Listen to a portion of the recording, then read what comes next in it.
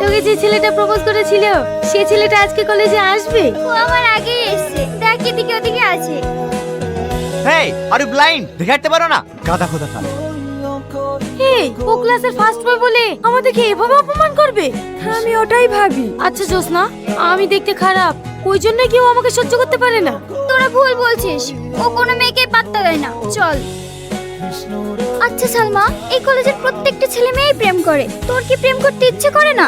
ইচ্ছে তো হয়, কিন্তু আমি তো দেখতে খারাপ, কে আমাকে প্রেম করবে বল? কেউ না কেউ আছে যে তোকেও ভালোবাসবে। এই সালমা, ওইটা দেখ, ওই ছেলেটা তোর জন্য গোলাপ নিয়ে দাঁড়িয়ে আছে, তোর দিকে তাকে হাসছে। না না, আমি প্রেম করব না। তুই একটু আগেই বললি আমার প্রেম করতে ইচ্ছে করে, আর এখন প্রেম করব না বললেই হবে? চল, ছেলেটা তোকে প্রপোজ করবে আর তুই অ্যাকসেপ্ট করে নিবি। I love you. আমি তোমাকে অনেক ভালোবাসি।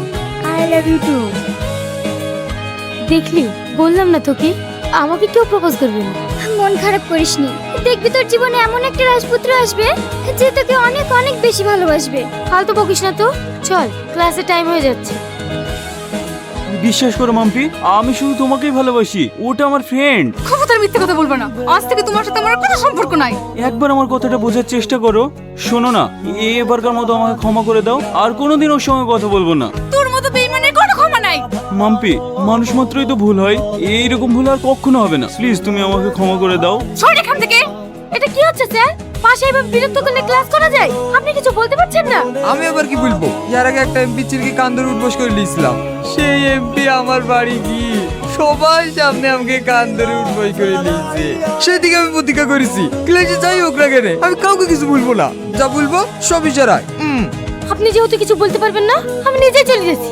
আমারও ক্লাসের প্রতি ইন্টারেস্ট নাই, আমিও চলে আসি।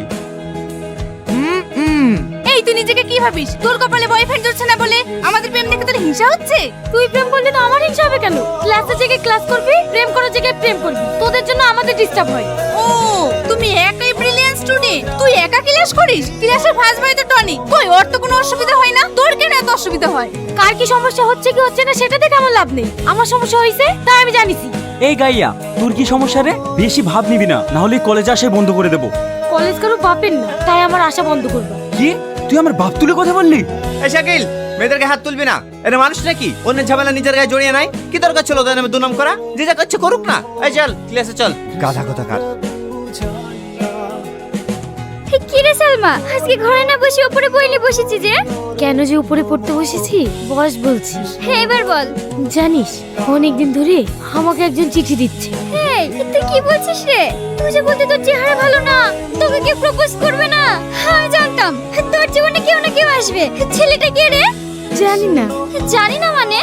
হঠাৎ একদিন দেখি জানালা দিয়ে একটা চিঠি আসে, বাইরে তাকিয়ে দেখি কেউ নেই। তাহলে তাকে ভূতের চিঠি দেয় নাকি? এটা আবার চিঠি দিয়েছে।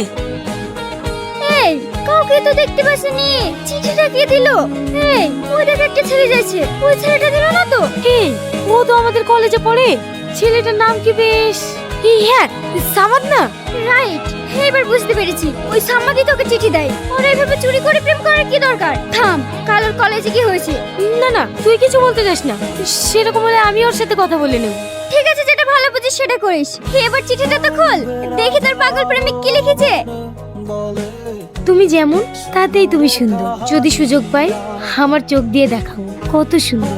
সৃষ্টিকর্তার অসীম সৃষ্টি তুমি, তার সৃষ্টিতে লোকের কথা শুনে নিজের খুদ খুঁজে না। ইতি তোমার অনাকাঙ্ক্ষিত মানুষ। বাবা, এ তো দেখছি তোর রূপে পুরো পাগল। সত্যিই পাগল, ওর চিঠির লেখা পড়ে আমি পুরো মুগ্ধ হয়ে যাই।